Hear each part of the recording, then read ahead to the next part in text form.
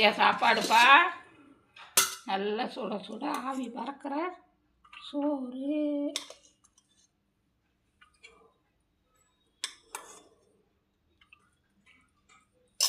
அப்புறம் இது கேரட்டு பொரியல், உருளைக்கிழங்கு வறுவல், அப்புறம் கத்திரிக்காய் பொரியல், அப்புறம் தயிர். கத்திரிக்காய் வறுவல் இல்லை, அது ஒரு மாதிரி செஞ்சுருக்கேன்.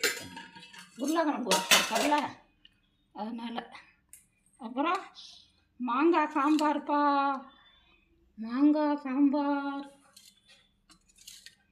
மாங்காய், சுரக்காய், கத்திரிக்காய் எல்லாம் போட்டு சாம்பார்.